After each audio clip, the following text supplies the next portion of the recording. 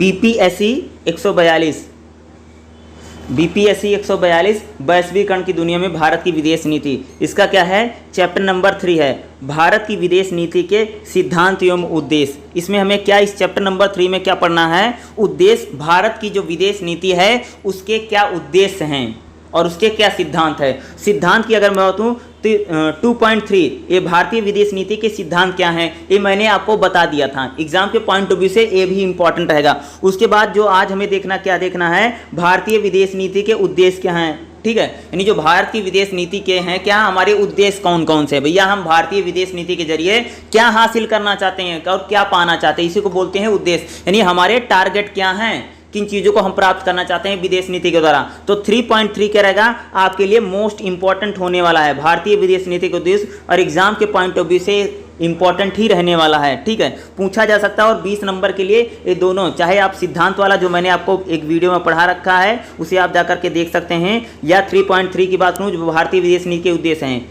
इनको देखना है। तो चलिए इसको देखते हैं, ठीक है, एक मिनट बता रहे हैं। तो आ जाइए, क्या रहेगा, पेज नंबर मैं बता देता हूँ क्या है, कितना पेज है, पेज नंबर 65 है, ठीक है, ठीक है। 3.3 भारतीय विदेश नीति के उद्देश्य, और पहला जो सेक्शन होगा इसमें हमें क्या डालना, भूमिका में, ध्यान सुनो। अपने स्थापना काल से ही कुछ लक्ष्यों को पाना भारत की विदेश नीति का प्रथम उद्देश्य रहा। कह रहे हैं भैया जब से भारत की विदेश नीति बनी है तब से ही उसको कुछ लक्ष्य प्राप्त करने के लिए भारत का प्रथम उद्देश्य रहा है। हर देश की जो भाई मेरे विदेश नीति है, सब कोई न कुछ पाना चाहता है। आप कुछ भी काम करोगे, हर कोई ना कुछ सबका कुछ ना कुछ टारगेट रहता है। तो कह रहा है अपने स्थापना काल से, यानी 1947 से जब हमारा देश आज़ाद होता है तभी से हमारी जो विदेश नीति बनती है उसके कुछ प्रमुख उद्देश्य रहे हैं और लक्ष्यों को पाना ही हमारा उद्देश्य है। इसमें से कुछ उद्देश्य आज भी बरकरार हैं, यानी जब हमारी विदेश नीति बनी थी तब हमारे जो उद्देश्य थे वह उद्देश्य आज भी कुछ उद्देश्य बरकरार हैं, जबकि कुछ उद्देश्यों समय के साथ बदल गए। भैया देखो क्या होता है, जो उद्देश्य होते हैं ना जिनको हम प्राप्त करना चाहते हैं, समय के साथ कुछ उद्देश्य तो वही हैं, लेकिन कुछ उद्देश्य जो हमारे हैं वह समय के साथ बदलाव आ गया। क्योंकि आपको पता होगा कि दुनिया हमेशा बदलती रहती है और विदेश नीति के जो उद्देश्य होते हैं वह भी समय समय पर क्या होते हैं, परिवर्तित होते रहते हैं और उनमें भी बदलाव होता ही रहता है, ठीक है। जबकि कुछ नए उद्देश्यों को भी हमने शामिल किया। भारत की विदेश नीति के उद्देश्यों का एक संक्षिप्त विश्लेषण निम्न प्रकार से समझा जा सकता है। ये आपका क्या रहेगा, ये भूमिका वाला सेक्शन है, ठीक है। उसके बाद आप क्या लिखेंगे, भारत की विदेश नीति के उद्देश्य क्या लिखेंगे, उसके बाद क्या लिखेंगे, भारत की विदेश नीति के उद्देश्य। और हमारी जो पहली हेडिंग क्या बनेगी, राष्ट्रीय हितों का संवर्धन करना। यानी भारत की जो विदेश नीति है उसका उद्देश्य क्या है कि हमारे जो राष्ट्रीय हित हैं हम उन राष्ट्रीय हितों को पूरा करना चाहते हैं, ये हमारा पहला उद्देश्य है। यानी हम विदेश नीति के जरिए क्या कर रहा हूं, हम विदेश नीति के जरिए अपने राष्ट्रीय हितों को पूरा करना चाहते हैं, ये हमारा पहला उद्देश्य है। संवर्धन करना यानी उसमें वृद्धि करना, संवर्धन का मतलब किसी भी चीज में बढ़ोतरी करना या वृद्धि करना, इसको बोलते हैं, ठीक है। देखिएगा, देश के राष्ट्रीय हितों की सुरक्षा तथा इसका संवर्धन भारत की विदेश नीति के केंद्र, यानी क्या कह रहे हैं, भारत के जो राष्ट्रीय हित हैं उनकी सुरक्षा करना तथा उसमें वृद्धि करना भारत की विदेश नीति के प्रमुख केंद्र हैं। यद्यपि वैचारिक रूप से राष्ट्र हित एक व्यापक मुद्दा है जिसमें भारत की लगातार हर चीज शामिल रहती है, किंतु इस संदर्भ में राष्ट्रीय हितों के अंतर्गत मूल रूप से राष्ट्र रक्षा तथा इसकी सीमा सुरक्षा करना अल्पकालिक देशों के उद्देश्य होता है। देखो कह रहे हैं कि भारत की जो विदेश नीति है उसमें राष्ट्रीय हितों को बढ़ावा देना या राष्ट्रीय हितों का संवर्धन करना या कह सकते हैं राष्ट्र की रक्षा करना और राष्ट्र की जो सीमा है उसकी सुरक्षा करना भारत की विदेश नीति का प्रमुख लक्ष्य है। और ये लगभग सभी अल्पकालिक उद्देश्य होते हैं, यानी ये जो उद्देश्य हैं क्या थोड़े समय के लिए उद्देश्य होते हैं जिन्हें हम बोलते हैं अल्पकालिक उद्देश्य होते हैं। विश्व के अन्य देशों के साथ अपने संबंधों में भारत की विदेश नीति द्विपक्षीय तथा बहुपक्षीय है। यानी विश्व की अगर बात करें तो भारत की विदेश नीति है वह द्विपक्षीय विदेश नीति है, यानी किसी देश के जरिए, यानी एक देश से दूसरे, जैसे हमारे साथ भारत के साथ अमेरिका की नीति है, भारत के साथ चीन की नीति है, यानी द्विपक्षीय नीति भी है। और हमारी जो नीति क्या है, बहुपक्षीय। बहुपक्षीय का मतलब होता है जब एक पॉलिसी में, जब एक नीति में दो या दो से अधिक देश होते हैं उनका हम क्या बोलते हैं, बहुपक्षीय नीति अपनाकर अपने, यानी जो भारत है वह द्विपक्षीय नीति के जरिए तथा बहुपक्षीय नीति के जरिए अपने हितों को, यानी अपने राष्ट्रीय हितों को पूरा करने का हमेशा क्या करना है, लगातार प्रयास करता रहता है। इसी प्रकार जाहिर तौर पर कड़ी मेहनत से अर्जित अपनी स्वतंत्रता की रक्षा करना। यानी भारत क्या चाहता है, उसने जो कड़ी मेहनत से अपनी स्वतंत्रता अर्जित की है उसकी रक्षा करना उसके राष्ट्रीय हितों में शामिल है। यानी भारत ने, कह सकते हो भारत ने जो इतनी कड़ी मशक्कत से राष्ट्रीय आंदोलन से जो हमारा देश आज़ाद हुआ है, इसकी रक्षा करना ये राष्ट्रीय हितों में हमारा मूल है, यानी सबसे प्रमुख नीति है। इसमें बाह्य एवं आंतरिक दोनों प्रकार के खतरों से देश की सुरक्षा करना है। यानी भारत के आंतरिक और बाह्य दोनों प्रकार से खतरों से देश की सुरक्षा करना, इसके मजबूत करना, इस पर भारत क्या करता है, विशेष ध्यान देता है। इसी साथ वैश्विक स्तर पर देश, यानी वैश्विक स्तर का अगर बात करें तो देश की स्थिति को मजबूत करना है। यानी अंतर्राष्ट्रीय स्तर पर क्या है, भारत की स्थिति को हमें मजबूत करना है, अंतर्राष्ट्रीय शांति और सुरक्षा बनाने में अपना योगदान देने। भारत क्या चाहता है, अपनी स्थिति को, यानी अपनी स्थिति को अंतर्राष्ट्रीय स्तर पर मजबूत करना चाहता है तथा अंतर्राष्ट्रीय में शांति और सुरक्षा में अपना योगदान देना चाहता है तथा पड़ोसी देशों के साथ शांतिपूर्ण और परस्पर सम्मत, यानी हमारा जो देश है क्या चाहता है, अपने पड़ोसी देशों के साथ भैया शांति चाहते हैं। यानी हम जो लोग हैं भैया, अगर बात करें कि जैसे बात करें पाकिस्तान है और चाइना है, दोनों के साथ हम क्या चाहते हैं, शांतिपूर्ण व्यवहार चाहते हैं तथा क्या शांति चाहते हैं तथा सुरक्षा में योगदान देना चाहते हैं। ठीक है, शांतिपूर्ण लाभ संबंधों को बनाना भारत के राष्ट्रीय हितों के कुछ तत्व हैं। नहीं, भारत के राष्ट्रीय हितों में क्या है, ये कुछ तत्व हैं। इसीलिए भारत की विदेश नीति का संचालन का संकल्प इसी तरह तैयार किया गया है कि यह उद्देश्यों की अधिकतम सीमा तक सुरक्षित हो सकें। यानी भारत की जो विदेश नीति क्या है, कह सकते हो कि भारत अपनी राष्ट्रीय यानी स्वतंत्रता को सुरक्षित रखना चाहता है, किसी भी देश का अपने आंतरिक मामलों या बाह्य मामलों किसी प्रकार से हस्तक्षेप स्वीकार नहीं करेगा तथा भारत जो है वैश्विक स्तर पर अपनी जो मजबूत है पकड़ है उसको जारा बनाना चाहता है और साथ में कह सकते हैं जो भारत है अंतर्राष्ट्रीय सुरक्षा और शांति में अपना योगदान देना चाहता है। उसी के साथ हम कहते हैं जो भारत है, जो हमारा देश है, अपने पड़ोसी देशों के साथ शांतिपूर्ण संबंध बनाना तथा उनके साथ अपने हितों को साथ कुछ तत्वों की बात करता है। या भारत की विदेश नीति की अगर बात करें तो प्राथमिक उद्देश्यों में से या प्राथमिक लक्ष्यों में से या उद्देश्यों में से रहा है। अगला जो हमारा पॉइंट क्या लिखोगे, जैसे निर्णय लेने की स्वतंत्रता, स्वायत्ता क्या है, निर्णय लेने की स्वायत्ता, यानी जो भारत है वह अंतर्राष्ट्रीय मामलों में कोई भी निर्णय उसकी स्वायत्ता यानी स्वतंत्रता की बात करता है। यह भी हमारा क्या है, एक उद्देश्य रहा। ध्यान से दो, यथार्थवादी परिप्रेक्ष्य में अंतर्राष्ट्रीय संबंधों का दायरा किसी जंगल की तरह है। अगर बात करें जो अंतर्राष्ट्रीय संबंध की बात करें तो उसका जो दायरा है किसी जंगल की तरह है। यहाँ शक्तिशाली और सघन संपन्न राष्ट्र कमजोर देशों को खा जाने के लिए तैयार है। भैया बताया जा रहा है ना कि अंतर्राष्ट्रीय संगठनों में क्या होता है, जैसे बड़े बड़े देश हैं ना, ये क्या खुद ही अपनी स्वतंत्रता रखते हैं, बल्कि गरीब देशों को खा जाने वाली बात करते हैं। अगर अंतर्राष्ट्रीय अगर मंचों की बात करें, जैसे अमेरिका है, चाइना है, रसिया है, या कह सकते हैं ये जितने बड़े बड़े देश हैं ना, एक गरीब देशों को उसकी स्वायत्ता नहीं देते हैं। लेकिन भारत इसकी पैरवी करता है कि अंतर्राष्ट्रीय संघों में जो शक्तिशाली देश हैं तथा जो कमजोर देश हैं दोनों की स्वायत्ता है लगभग बनी रहनी चाहिए।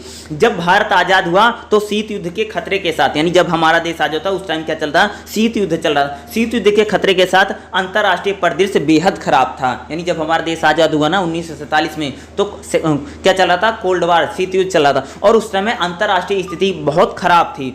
और दो महाशक्तियां नए स्वतंत्र हुए राष्ट्रों को किसी भी अपने पक्ष में लेने के लिए आतुर थी। देखो, अमेरिका चाहता था कि हमारे पक्ष में कोई शामिल हो जाए और अगर यूएसएसआर सोचता था हमारे पक्ष में शामिल हो जाए। दोनों ही क्या थी, आतुर थी कि भैया हम शामिल कर लेंगे। परीक्षा के उस समय भारत ने विदेश नीति की गुट निरपेक्षता, यानी जब भारत आजाद होता है और पूरे विश्व में दो महाशक्तियां अपने अस्तित्व के लिए लड़ाई लड़ी थी कि भैया हम शक्तिशाली, हम उसी समय भारत जो होता है स्वतंत्र होता है। लेकिन उस परीक्षा की घड़ी में भारत ने विदेश नीति गुट निरपेक्षता सिद्धांत लेकर गए, यानी भारत किसी भी गुट में नहीं जाता है, ना तो वो ना तो अमेरिका के गुट में शामिल होता है, ना तो वह यूएसएसआर का जो गुट है उसमें शामिल होता है। गुट निरपेक्षता सिद्धांत लेकर आते हैं ताकि देश के स्वतंत्र निर्णय लेने, यानी अगर देखो अगर भारत अमेरिका के साथ चला जाता तो हमें अमेरिका के अकॉर्डिंग निर्णय लेना पड़ता, अगर हम यूएसएसआर रसिया के साथ चले जाते तो हमें उनके अनुसार निर्णय। नहीं, भारत ने गुट निरपेक्ष रहा और अपने देश की निर्णय लेने की स्वतंत्रता को, उसने स्वायत्ता को बचाए रखा। किंतु गुट निरपेक्ष की नीति के साथ चलते हुए ऐसे कई मौके आए जब भारत को अपनी सुरक्षा और स्वतंत्रता निर्णय लेने के लिए स्वायत्तता बचाए रखने के लिए चुनौती का नहीं। देखो, भारत गुट निरपेक्ष था, किसी भी गुट में शामिल नहीं था, लेकिन कई बार ऐसे मौके आते थे जब हमें सुरक्षा और स्वतंत्रता का निर्णय लेने के लिए कई चुनौतियों का भैया सामना करना पड़ा। यह न केवल पड़ोसी देशों के कारण था, बल्कि कई बार जो वैश्विक शक्तियां थी, यानी जो वैश्विक शक्तियां थी, वो वैश्विक शक्तियां भी इसके सामरिक खतरों का सामना करना पड़ता था। एक बात बताऊं, अगर कोई अमेरिका के गुट में शामिल ना हो और कोई यूएसएसआर के गुट में शामिल ना हो और बोले कि हम अकेले ही रहेंगे, तो अमेरिका और यूएसएसआर क्या समझेंगे? अपने आप को बहुत होशियार समझ रहा है, यानी आप अकेले नहीं जा सकते हैं। इसलिए भारत क्या होता है, इसका आसान नहीं था कि अगर मान लो अगर आप अमेरिका के गुट में शामिल नहीं हुए थे शीत युद्ध के दौरान, ना तो आप यूएसएसआर का जो गुट था उसमें शामिल हुए हैं, तो क्या था, अपने आप को अलग रखना, गुट निरपेक्ष रखना, ये भी एक बहुत बड़ी चुनौती थी। वैश्विक स्तर पर एक बहुत बड़ी चुनौती थी कि खुद किसी ग्रुप में ना शामिल होना और अपना काम स्वयं करना। क्योंकि क्या था, वैश्विक लेवल पर बहुत प्रेशर होता था कि भैया आपको किसी ना किसी के साथ जाना पड़ेगा, ठीक है, ये प्रेशर। लेकिन फिर भी क्या होता है, भारत क्या करता है, अपने सामरिक खतरों का सामना करता है। फिर भी भारत की विदेश नीति को यह श्रेय जरूर देना चाहिए कि उसने अंतर्राष्ट्रीय स्तर पर देश की यह छवि और प्रतिष्ठा बनाई, जो किसी देश को भारत से अपनी बात मनवाने के लिए एक सीमा के आगे जाने की हिम्मत नहीं कर सकता। देखो, भारत ने अपनी प्रतिष्ठा, यानी कोई भी देश, चाहे अमेरिका हो चाहे यूएसएसआर हो, एक सीमा से आगे जाकर के भारत की प्रतिष्ठा बात मनवाने की तैयार नहीं कर सकता था।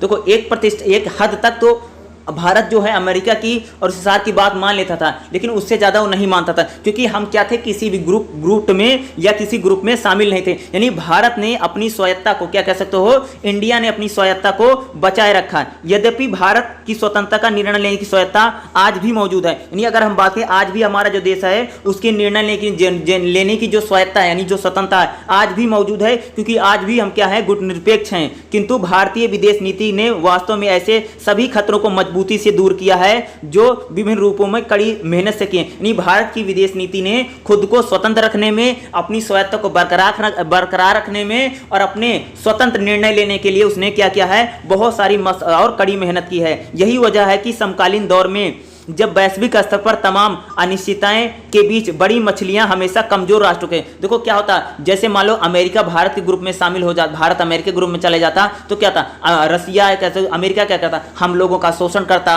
या हम यूएसएसआर में चले जाते तो लोग, देखो क्या था, बोला जाता ना कि बड़ी मछली छोटी मछली को खा जाती है। अगर हम किसी गुट में जाते ना तो हमें हानि होती, लेकिन हम किसी गुट में नहीं जाते हैं, इसीलिए आज जो है हमारा जो भविष्य है वो बहुत सुरक्षित है।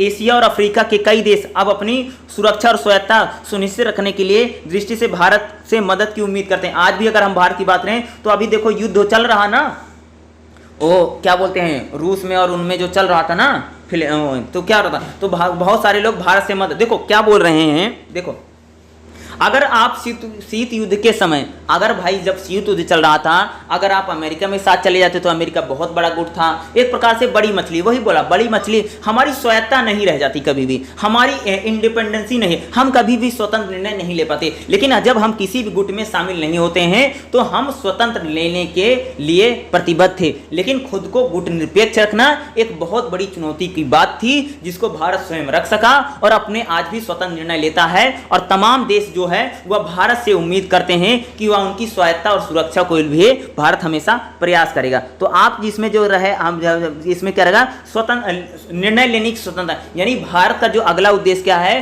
कि हमेशा वह अपने निर्णय लेने की स्वतंत्रता को कायम रखना चाहता है और उसको सुरक्षित रखना चाहता है।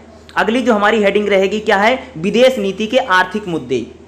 ध्यान से सुनिएगा, विदेश आर्थिक हित हमेशा ही भारतीय विदेश नीति के, भैया आर्थिक जो मुद्दे थे वह हमेशा ही विदेश नीति में, भारत की जो विदेश नीति है उसमें केंद्र में रहे, सेंटर में रहे। दिलचस्प बात यह है कि एक और जहां भारत की विदेश नीति कई रूपों से महत्वहीन है, अगर देखोगे तो भारत की विदेश नीति है सभी इंपॉर्टेंट है, लेकिन आर्थिक उद्देश्य आज भी उतने ही महत्वपूर्ण है जितने स्वतंत्रता जब हमारी विदेश नीति बनी थी। आर्थिक मुद्दे उस टाइम जितने इंपॉर्टेंट थे, आज के समय में भी हमारे जो आर्थिक मुद्दे हैं उतने ही महत्वपूर्ण हैं। ठीक है, देखो स्वतंत्रता प्राप्ति के बाद भारत के पास दो बड़ी चुनौती थी। एक और जहां यह लाखों लोगों को खाना खिलाने के लिए अपर्याप्त खाद्यान्न की व्यवस्था करनी थी, वहीं दूसरी ओर विकसित देशों से पूंजी एवं प्रौद्योगिकी की दौड़ में खुद को अपना समर्थन करना था। देखो, जब हमारा देश आज़ाद होता ना, तो हमारे देश के सामने दो बड़ी चुनौती थी। एक तो क्या था, हमारे देश में लाखों लोगों के लिए खाद्यान्न की बहुत ज़्यादा कमी थी, तो हमें क्या करना था, अपनी खाद्यान्न नीति को बढ़ाना था,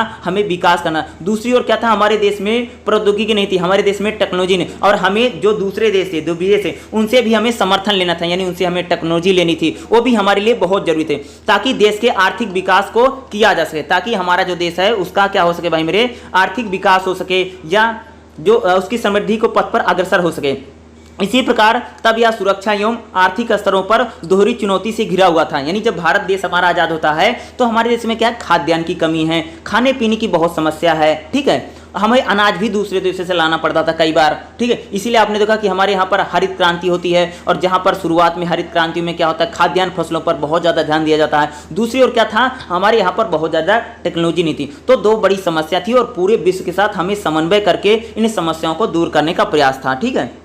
शीत युद्ध के उस काल में अपनी गुटनिरपेक्ष नीति कायम रखते हुए भारत महाशक्तियों के साथ अपने कार्यात्मक संबंध बनाए रखना तथा आर्थिक हितों को पूरा करना बेहद चुनौतीपूर्ण था। देखो भाई मेरे, भारत क्या था, गुटनिरपेक्ष था, और दोनों महाशक्तियां की थी। आप किसी महाशक्ति में शामिल भी नहीं है, और दूसरा दोनों से मदद भी लेनी है, तो मदद लेना बहुत चुनौतीपूर्ण था। आप समझिए कि भारत आज़ाद हुआ, बहुत सारी समस्या है, हमें टेक्नोलॉजी भी लेनी है, हमें दूसरे से अनाज भी लेना है, और हम किसी गुट में शामिल भी नहीं है। तो जब हम किसी गुट में शामिल नहीं थे, न तो अमेरिका के गुट में गए, न स्वीकार गुट में गए थे, तो उस समय क्या था कि हमारे लिए अपने आर्थिक हितों को पूरा करना बहुत ही ज़्यादा चुनौतीपूर्ण था। जब हम किसी ग्रुप में शामिल हो जाते हैं तो कुछ हद तक हमारे आर्थिक हित पूरे हो जाते हैं, लेकिन जब हम किसी ग्रुप में ही शामिल नहीं थे, तो उस समय भारत की सरकार कह सकती है, या भारत को अपने आर्थिक हितों को पूरा करना बहुत चुनौतीपूर्ण था।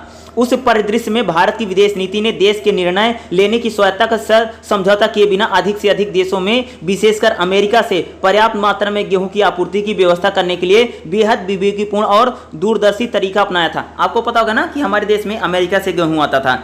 उस समय क्या था, भारत किसी गुट में शामिल नहीं होता है, लेकिन अमेरिका के साथ कूटनीतिक संबंध हमारे बनते हैं, और अमेरिका के साथ क्या होता है कि भारत जो होता है बहुत विवेकीपूर्ण तथा दूरदर्शी तरीका अपनाता है, और अमेरिका से क्या होता है, हमारे देश में गेहूं आता है, क्योंकि हमारे यहाँ पर खाद्यान्न फसलों की बहुत ज़्यादा कमी हो गई थी, क्योंकि अंग्रेज यहाँ से जब आज़ाद करके गए थे ना, कुछ बचा नहीं था हमारे देश में, ठीक है, बहुत गरीबी थी, भुखमरी फैली हुई थी, तो गेहूं कमी थी, इसलिए अमेरिका से गेहूं हमने लिया। किंतु यह बिल्कुल आसान काम नहीं था भाई, उस समय में अमेरिका के गुट में शामिल भी नहीं है, और अमेरिका आपको गेहूं भी दे दे, ये आसान नहीं था, बहुत मुश्किल कार्य था। यहाँ तक कि खाद्य सहायता भी संलग्न शर्तों के साथ आई थी। अतः पूर्व की प्रमुख अर्थव्यवस्थाओं के साथ एक्ट ईस्ट नीति पॉलिसी अफ्रीकी देशों में निवेश को प्राथमिकता देते हुए पूर्व के देशों के साथ आर्थिक सहयोग बढ़ाने के लिए कई बहुपक्षीय ढांचों का निर्माण करते हुए समकालीन समय में आर्थिक मुद्दे भारत की विदेश नीति कह सकते हैं कि प्रेजेंट टाइम में अगर देखोगे तो जो आर्थिक मुद्दे हैं वह भारत की विदेश नीति के एक केंद्र बिंदु में हैं। अगर हम भारत फॉरेन पॉलिसी में देखें तो भारत जो है अपनी विदेश नीति में क्या होता है, जो आर्थिक मुद्दे होते हैं उनको एक केंद्र में रखता है। इसके साथ ही आर्थिक चालक बने हुए हैं, क्योंकि यह नीति उपायों के माध्यम से अपने आर्थिक संबंधों को गहरा करने का प्रयास करती है। यानी भारत की जो विदेश नीति है उसमें जो हमारे आर्थिक संबंध है, यानी अपने हमारी जो फॉरेन पॉलिसी है उससे आर्थिक संबंधों को और भी ज़्यादा गहरा करना चाहते हैं। हम अन्य देशों से आर्थिक संबंधों को और ज़्यादा बेहतर बनाना चाहते हैं। इसी प्रकार से आर्थिक चालक वास्तव में भारत की विदेश नीति का उद्देश्य बन गए, शाश्वत उद्देश्य है। यानी भारत की अगर विदेश नीति का उद्देश्य देखेंगे तो उसमें आर्थिक विकास जो है और आर्थिक चीज़ें शुरू में थी, आज में थी और आगे भी रहेंगे, ये हमारा मूल वास्तव में विभिन्न समय अवधियों में कुशलता के साथ भारत ने इसे हासिल किया। अलग अलग समय में देखो, शीत युद्ध का दौर था तो उस समय आर्थिक संबंध, आर्थिक हितों को पूरा करना बहुत मुश्किल था, फिर भी भारत अपने आर्थिक संबंधों को पूरा कर लेता है। और मौजूदा समय में अगर बात करें तो भारत अपने आर्थिक संबंधों को पूरा करने में सफल रहा। भारत की विदेश नीति अगर देखोगे तो उसका उद्देश्य क्या है, अपने आर्थिक उद्देश्यों को पूरा करना भी कर रहा है। ठीक है, नेक्स्ट चलते हैं, हमारा क्या रहेगा इसी में, अगली हेडिंग क्या रहेगी, वैश्विक आतंक विरोधी ढांचा। यानी भारत जो है उसका उद्देश्य क्या है कि पूरी दुनिया में जो आतंकवाद है उसका ढांचा खत्म हो जाए, ये भारत का उद्देश्य है। ठीक है, अगला हमारा टारगेट क्या है कि पूरी दुनिया में जो आतंकवाद फैला है, जो एक उग्रवाद फैला है और जो टेररिज्म फैला है, इस टेररिज्म की खात्मा जो है वह भारत की विदेश नीति का, अगर कह सकते हो, उद्देश्यों में से एक है। अगला देखिए, विगत कुछ वर्षों में आतंकवाद न केवल आम लोगों के खिलाफ सुरक्षा तथा भलाई के लिए बल्कि अंतर्राष्ट्रीय शांति और सुरक्षा की दृष्टि से बड़ी चुनौती बनकर, प्रेजेंट टाइम में अगर आप देखो जो आतंकवाद है यह लोगों के लिए तथा अंतर्राष्ट्रीय सुरक्षा और शांति के लिए क्या है, बड़ी चुनौती बनकर के उभरा है। यानी टेररिज्म यानी आतंकवाद विशेष तौर पर भारत के कुछ देशों में शामिल रहा है। भारत भी उन देशों में शामिल रहा है जहां पर इसका बड़ा, आज भी अगर आप हमारे देश में देखो आतंकवाद की कई सारी घटनाएं होती हैं और हमें भी आतंकवादी कई सारी, जैसे आप 2008 में देखा होगा कि वहाँ पर 26/11 होता है, अमेरिका भी, यानी देखोगे तो भारत भी का है आतंकवाद से काफ़ी पीड़ित रहा है, इसका भी खामियाजा हमें समय समय पर भुगतना पड़ा है। अतः विश्व स्तर पर एक आतंकवादी विरोधी ढांचा निर्माण करना भारत की विदेश नीति का प्रमुख उद्देश्य है। यानी भारत जो है हमेशा उसके यहाँ पर क्या होता है भाई, हमारे देश में कहता आतंकवादी गतिविधियां होती हैं और भारत को सजा हमेशा आतंकवाद का खामियाजा, इसलिए भारत जो है आतंकवादी विरोधी ढांचा अंतर्राष्ट्रीय स्तर पर बनाना चाहता है। यह हमारी विदेश नीति का भी एक उद्देश्य बन गया है। भारत की मांग है कि मुख्य रूप से 3 बुनियादी रणनीति पर टिकी है, जो इस प्रकार है। यानी भारत क्या है, 3 बुनियादी मांग क्या है, देखो सर्वप्रथम क्या है, अंतर्राष्ट्रीय समुदाय से इसका आग्रह किया है कि अंतर्राष्ट्रीय आतंकवाद को मानवता के लिए एक चुनौती, अच्छे और बुरे आतंकवाद के बीच में एक परिभाषा की जाए। यानी कहते हैं कि आतंकवाद को एक रूप से परिभाषित किया जाए कि आतंकवाद अच्छा या बुरा है, यह भारत की पहली मान्यता। दूसरा, एक बार जब इस तरह के भेद मिटाने के लिए अंतर्राष्ट्रीय समुदाय के उन देशों तथा स्थानों एवं लोगों की पहचान कर उन्हें वैश्विक आतंकी सरगना घोषित करना चाहिए जो इन आतंकवादियों को सुरक्षित रखने के लिए उनका समर्थन करते हैं। यानी भारत कहता है कि सबसे पहले हमें क्या करना पड़ेगा, जो भी लोग आतंकवाद को बढ़ावा देते हैं या आतंकवादियों को समर्थन करते हैं, हमें उनको चिन्हित करना पड़ेगा तथा उनका हमें क्या करना पड़ेगा, उनको बहिष्कार करना पड़ेगा। यानी जो लोग आतंकवाद को बढ़ावा देते हैं, जो लोग आतंकवाद का समर्थन करते हैं और जो लोग आतंकवादी गतिविधियों को बढ़ाने में उसको सपोर्ट कर रहे हैं, मदद कर रहे हैं, उन लोगों का हमें क्या करना, उनकी पहचान करना पड़ेगा तथा उनका समर्थन ठिकाना प्राप्त करना चाहिए। सबसे पहले करो। दूसरा क्या, भारत के खिलाफ, ठीक है, भारत जो है टेररिज्म के खिलाफ एक ऐसे अंतर्राष्ट्रीय संधि प्रस्ताव करना चाहता है। यानी इंडिया जो है टेररिज्म के खिलाफ एक ऐसे ट्रीटी करना चाहता, कह सकते हो, जिसके अंतर्गत आतंकवादी समूहों को सभी प्रकार की वित्तीय, भौतिक और नैतिक समर्थन से दूर किया। नहीं, भारत चाहता कि एक ऐसी ट्रीटी हो जिससे क्या, जितने भी टेररिज्म की गतिविधियां हैं उनको क्या, उनके साथ वित्तीय जो संबंध है, जो भौतिक संबंध है, उनको पूरी तरीके से खत्म कर दिया जाए। ठीक है, जितने भी टेररिस्ट हैं उनके साथ क्या, सभी भी संबंधों को खत्म कर दो। जो लोग इसको सपोर्ट करते हैं, जो देश आतंकवाद का समर्थन करते हैं, जो देश टेररिज्म को बढ़ावा देते हैं, उनके साथ क्या, वित्तीय, भौतिक तथा उनका नैतिक समर्थन दूर किया जाए ताकि वह स्वाभाविक तौर पर मरने के लिए मजबूर हो जाएं। अगला क्या करना चाहता है, अंत में भारत विश्व स्तर पर आतंकवाद को खत्म करने के मकसद से सभी देशों से खुफिया जानकारी साझा करने का आग्रह करता है। इंडिया क्या कहता है कि आतंकवाद को खत्म करने के लिए भारत सरकार की बात है, ठीक है, भारत सरकार ये चाहती है। ठीक है,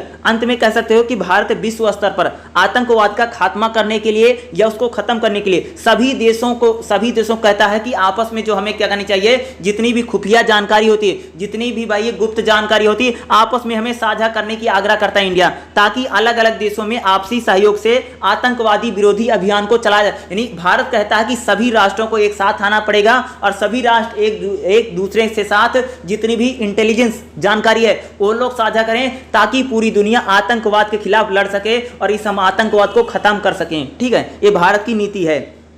देखो, वास्तव में भारतीय विदेश नीति का निरंतर प्रयास रहा है कि संयुक्त राष्ट्र समेत सभी उपलब्ध मंचों पर वैश्विक काउंटर फोरम फ्रेमवर्क की मांग करता है। हालांकि भारतीय प्रयासों के अनुरूप अभी तक आतंकवाद के विरोध कोई वैश्विक ढांचा नहीं, यानी भारत हमेशा आतंकवादी विरोधी ढांचा तैयार करने के और आतंकवाद के खिलाफ एक रणनीति बनाने की बात करता है, लेकिन अभी तक अंतर्राष्ट्रीय संगठन पर या अंतर्राष्ट्रीय मंचों पर आतंकवाद के खिलाफ कोई भी बहुत बड़ा या संवैधानिक या कह सकते वैश्विक ढांचा नहीं बन सका है।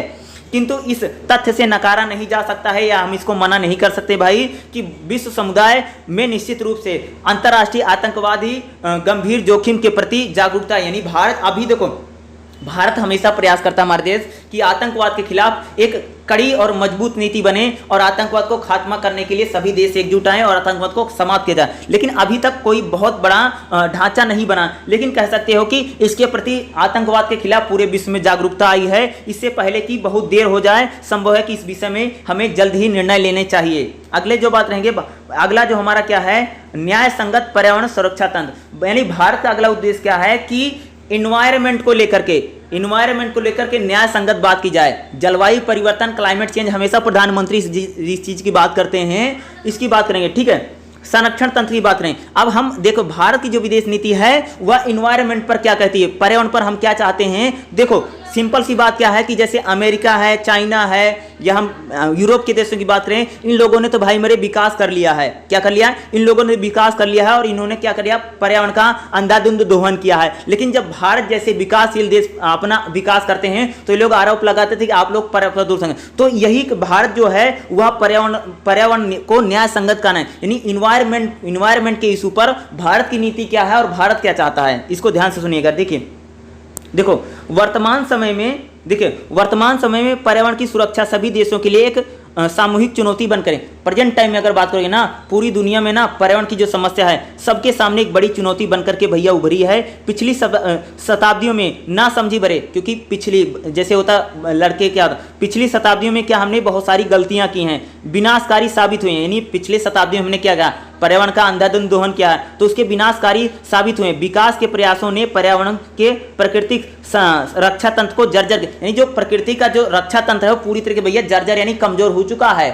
पिछली शताब्दियों में लोगों ने खूब दोहन किया है, यानी कह सकते हो कि पिछली शताब्दियों में जो पूरा विश्व है अंतर्राष्ट्रीय स्तर पर क्या पर्यावरण का बहुत दोहन हुआ है। अब उसका जो प्रकृति रक्षा तंत्र है पूरा जर्जर का मतलब कमजोर हो गया है। परिणाम स्वरूप मानवता को अपनी सहन शक्ति से परे प्रकृति के प्रकोप का सामना करने के लिए निरंतर संभावना, नहीं जो मानवता है, मानव जो है प्रकृति के प्रकोप का सामना करने के लिए निरंतर आ रहा है कि हमें प्रकृति का प्रकोप भोगने के लिए तैयार रहना चाहिए, ये कह रहे हैं, ठीक है। यानी कह रहे हैं हमने पर्यावरण का इतना ज़्यादा दोहन कर दिया है, इतना ज़्यादा प्रकृति जर्जर हो गई है कि मनुष्यों को उसका खामियाजा भुगतने के लिए संभावना निरंतर बढ़ती जाती जा रही है। अतः पर्यावरण को और अधिक नुकसान होने से बचाने के लिए पर्यावरण संरक्षण का एक अंतर्राष्ट्रीय ढांचा तैयार करना चाहिए। ये कह रहे हैं कि भाई पर्यावरण को बचाने के लिए, पर्यावरण का अधिक नुकसान ना हो, इसके लिए पर्यावरण संरक्षण के लिए एक अंतर्राष्ट्रीय यानी इंटरनेशनल मुद्दों पर एक पर्यावरण को लेकर के ढांचा नियम लागू करने के लिए लागू किया जाए ताकि वैश्विक स्तर पर बातचीत चल रही है। यद्यपि बहुपक्षीय वार्ताओं में ऐसे उपराचात्मक उपायों का खामियाजा गरीब देशों और पिछड़े देशों पर डाले जा रहे हैं।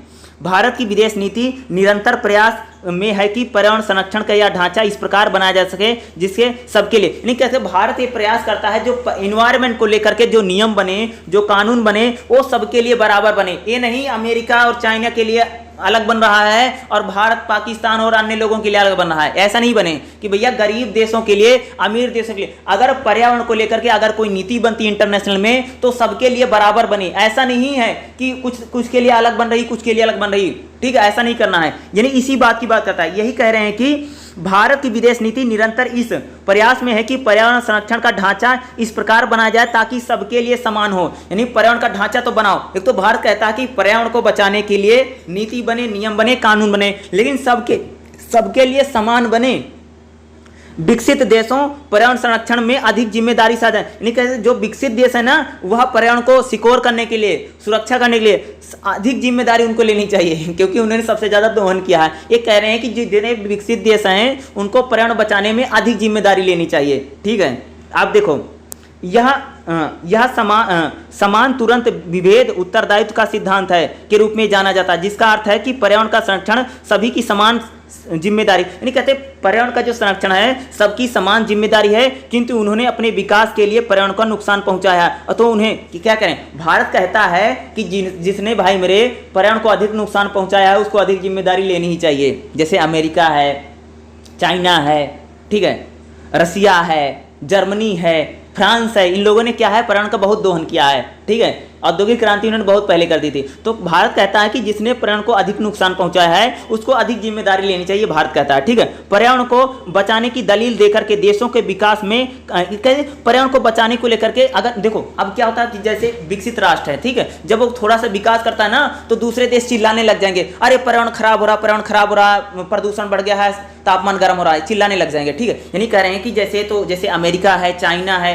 इन्होंने तो डेवलपमेंट कर लिया है, ये तो विकसित हो गए, लेकिन जैसे कोई गरीब देश जैसे भारत है, नेपाल है, भूटान है, बांग्लादेश है, ये देश जब कुछ भी थोड़ा सा काम करते हैं ना, डेवलप होते हैं ना, तुरंत दूसरे चिल्लाने लग जाए, अरे पर्यावरण प्रदूषण हो रहा है, चिल्लाने। वही कह रहे हैं, यही बता रहे हैं कि पर्यावरण को बचाने की दलील देकर के विकसित विकासशील देशों के कार्य में बाधा नहीं होनी चाहिए। इस संदर्भ में भारत ऐसे अन्य कई देशों की भी यह मांग करता है कि पर्यावरण संरक्षण में निरंतर प्रयासों में मदद के लिए विकसित देशों को गरीब देशों और पिछड़े देशों के लिए पर्यावरण अनुकूलन में नवीनतम तकनीकी के लिए पर्याप्त आर्थिक सहायता मिलनी चाहिए। यानी भारत कहता है कि भाई मेरे पर्यावरण को बचाने में और पर्यावरण को, जो गरीब देश हैं, जो विकासशील देश हैं, उनको आर्थिक मदद मिलनी चाहिए पर्यावरण को संरक्षण में।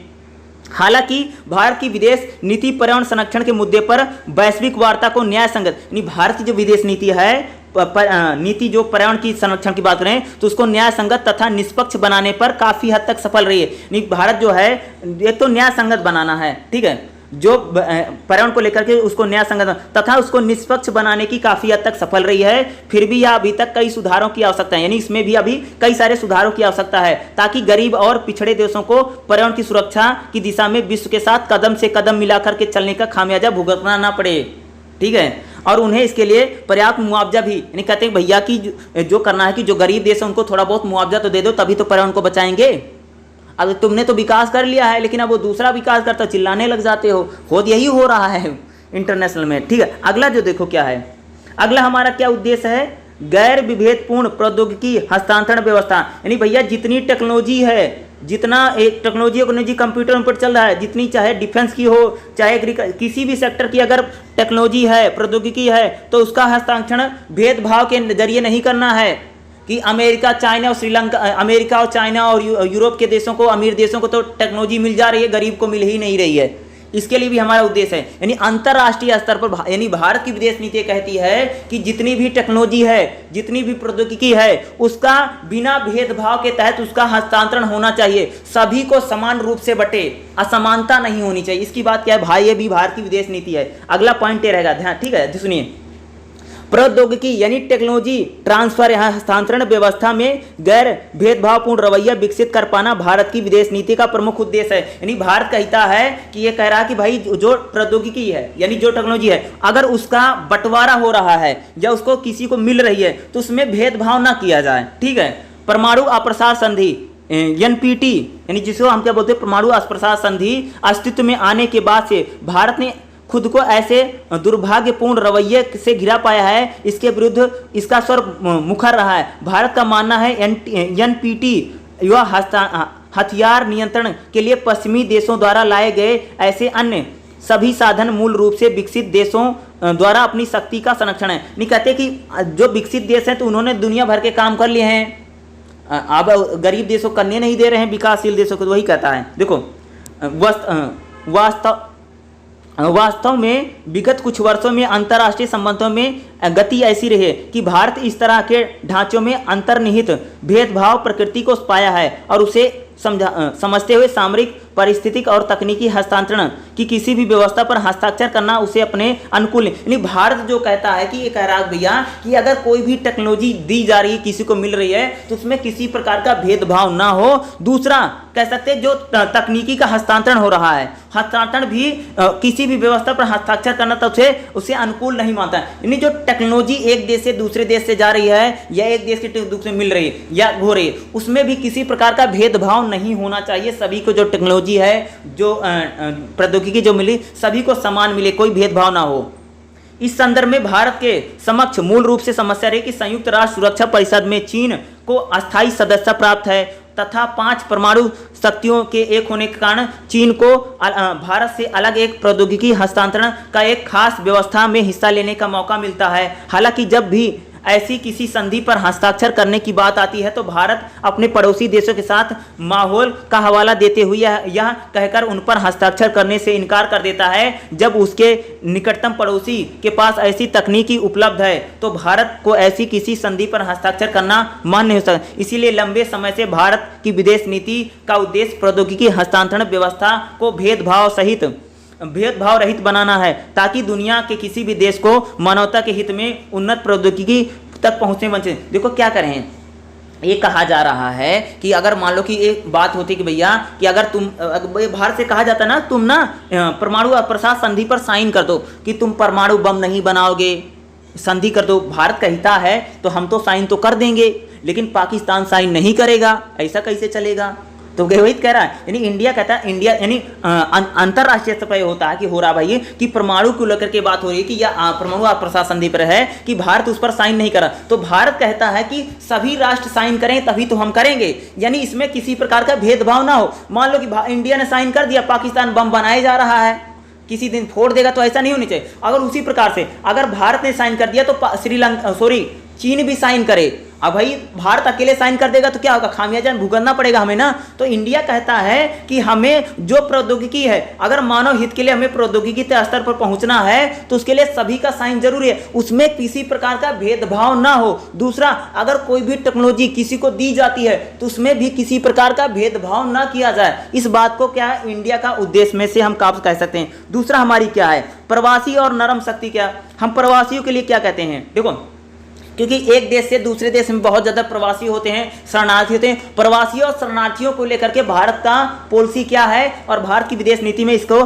किस प्रकार से बोला गया है। देखो प्रवासियों को लेकर के देखो विगत कुछ वर्षों में भारत इस अर्थों में प्रयासरत है कि दुनिया भर में फैले प्रवासी भारतीयों समुदाय को एकजुट करके विदेश नीति के उद्देश्यों को प्राप्त किया जा सकता है। वास्तव में यह प्रधानमंत्री नरेंद्र मोदी की विदेश नीति का एक विशेष हिस्सा है। देखो मोदी जी जहां जाते होंगे वहां पे देखा होगा ना, जो भारत जैसे अमेरिका जाएंगे तो अमेरिका में जितने भारत के लोग रहते हैं सबको इकट्ठा कर देंगे, स्टेडियम में बुलाएंगे, वहीं भाषण देते हैं ना। तो कभी जैसे चीन जाएंगे तो वहां पर भी स्टेडियम में बुला लेंगे, यानी क्या करते हैं, भारतीय प्रवासियों को इकट्ठा करके अपनी मजबूती को दिखाने का प्रयास करते हैं। देखा होगा ना, जैसे अमेरिका जाएंगे या चाइना जाएंगे या रूस जाएंगे, किसी भी देश में अगर मोदी जी जाते हैं तो क्या होता है कि एक स्टेडियम बुक करते हैं और फिर वहां पर क्या करते हैं, अपना भाषण देते हैं, पूरे भारतीय जितने लोग होते हैं उनको आते हैं। उसी की बात यहां पर की जाए। प्रधानमंत्री नरेंद्र मोदी की विदेश नीति का एक विशेष हिस्सा है कि भारतीय प्रवासियों को उनकी मातृभूमि के मूल्यों के विषय में जागरूक करना और अपने देश के लिए योगदान करने के लिए प्रेरित करना। जब मोदी जी जाते हैं, जैसे अमेरिका मोदी गए,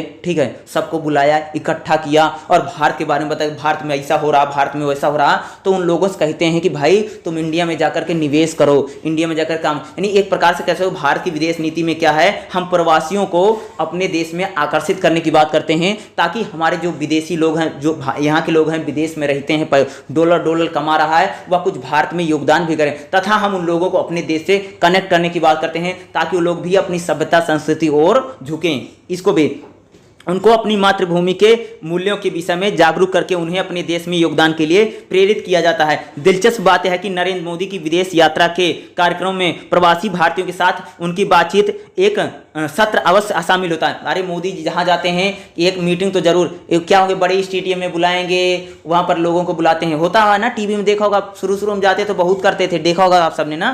तो एक इस प्रकार से क्या है कि वह जो भारत के लोग जो विदेश में रहता है उनको क्या करते हैं, वो भाई बताते हैं कि आप हाँ अपनी मातृभूमि से जुड़ता है ताकि वह लोग अपने देश के लिए योगदान कर सकें, उसके लिए उनको प्रेरित करते हैं। और मोदी भारतीय प्रधानमंत्री जब जाते हैं तो वह प्रवासियों से बातचीत करने का उनका अवश्य शामिल रहता है ताकि वह अपनी मातृभूमि के प्रति उनके कर्तव्यों को याद दिलाए। ताकि मोदी जी कहते हैं कि तुम्हारी मातृभूमि के प्रति तुम्हारा कर्तव्य है, जाकर के पूरा करो। और ये भी बताते हैं कि हम इंडिया में क्या कर रहे हैं, इंडिया में क्या हो रहा है, क्या नहीं हो रहा, तो वहां पर जाके वो भैया अपना भाषण देते हैं। ये भी एक प्रकार की रणनीति है, भारत की विदेश नीति का एक उद्देश्य ही आप कह सकते हैं, ठीक है।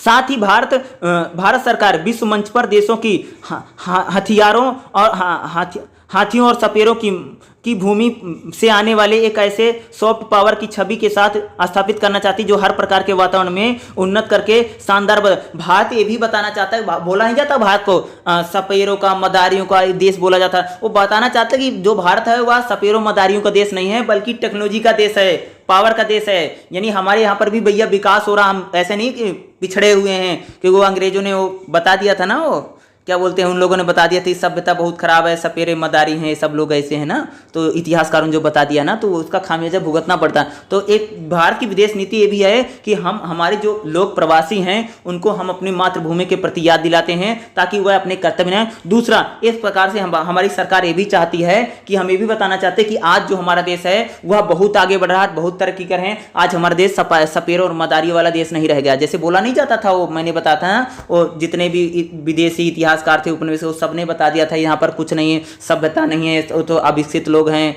ये तो कुछ नहीं है, पढ़े लिखे कुछ नहीं है, सारे अनपढ़ जाहिल गंवार ऐसे बता दिया था ना।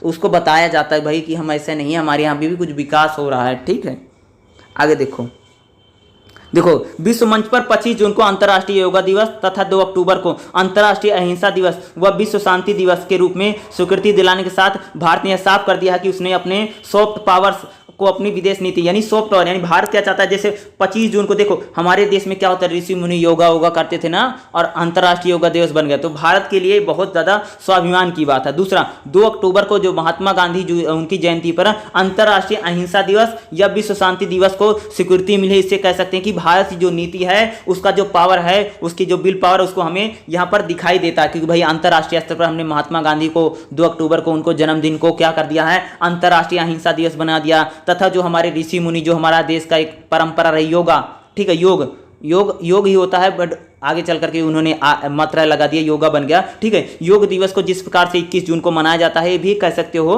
कि ये भी विश्व मंच पर आ गया है, कि कह सकते हैं कि ये भी एक भारत के लिए कह सकते हैं उसका भी एक उद्देश्य रहा कि ताकि हम अपने उद्देश्यों को बता सके कि हमारी क्या क्या चीज़ें हैं और हम आगे बढ़े। यानी ये भी कह सकते हैं भारतीय प्रवासियों को जिस तरह से आकर्षित करते हैं, या कह सकते हैं जिस प्रकार से हमारी जो परंपरा नीति है उसको जिस प्रकार से, जैसे अंतर्राष्ट्रीय योगा दिवस हो गया है या अंतर्राष्ट्रीय अहिंसा दिवस, ये भी कह सकते हो कि एक उपकरण के रूप में देख सकते हैं भारत की विदेश नीति को। ठीक है, यहीं तक था, लगभग ये खत्म हो गया है। ठीक है, ये मैंने आपको बता दिया। इसमें जो इंपॉर्टेंट है, देखो ध्यान सुनो मेरे बात को, मैं बताता हूँ। तो देखो क्या है, कहाँ गया, देखो कहाँ गया भैया, शुरू देखो क्वेश्चन क्या रहेगा, जो एग्जाम में क्वेश्चन कैसे आएगा, क्वेश्चन लिखेंगे भारत की विदेश नीति के उद्देश्य बताओ, तो क्या लिखोगे, पहले लिखोगे भूमिका यहाँ तक लिखोगे, फिर भूमिका के बाद क्या बनाओगे, भारतीय विदेश नीति के उद्देश्य निम्नलिखित हैं। तो पहला क्या बनाओगे, पहली हेडिंग क्या लिखोगे, अंतर्राष्ट्रीय हितों का संवर्धन तथा संरक्षण करना। ठीक है, दूसरा हेडिंग क्या बनाओगे, स्वतंत्र निर्णय लेने की स्वायत्ता,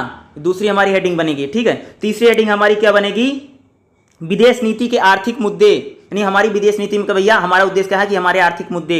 ठीक है, अगला क्या लिखोगे, नेक्स्ट हमारा क्या बनेंगे, वैश्विक आतंकवाद विरोधी ढांचा, यानी भारत क्या चाहता है आतंकवादियों के खिलाफ एक ढांचा बने, इनको मार के भगाया जाए। ठीक है, अगला क्या बनेगा, अगला हमारा क्या बनेगा, न्याय संगत, यानी पर्यावरण इन्वायरमेंट को लेकर के भी न्याय संगत बात हो, ये नहीं है कि खामियाजा भुगतना, यानी पर्यावरण को लेकर भी न्याय संगत सुरक्षा तंत्र तैयार किया जाए, ये भी हेडिंग। अगला जो हमारी क्या हेडिंग बनेगी, गैर विभेदापूर्ण प्रौद्योगिकी हस्तांतरण, यानी जो प्रौद्योगिकी जो टेक्नोलॉजी है उसका जो ट्रांसफर हस्तांतरण हो वह उसमें किसी प्रकार का भेदभाव ना हो, ये अगली हेडिंग लिखोगे। और जो हमारी लास्ट जो हम हेडिंग लिखेंगे, डायस्पोरा और सॉफ्ट पावर, यानी भारत ने अपनी प्रवासी जो नीति है तथा नरम शक्ति के जरिए किस प्रकार से उसने विश्व में अपना डंका बजाया है, ये सारे हमारे क्या है विदेश नीति के सिद्धांत है, और हमने उसी प्रकार के ये सारी चीजें आपको यहाँ पर लिखनी पड़ेगी। और लगभग जो तीसरा चैप्टर है इसी के साथ क्या हो गया, आपका समाप्त हो गया। ठीक है।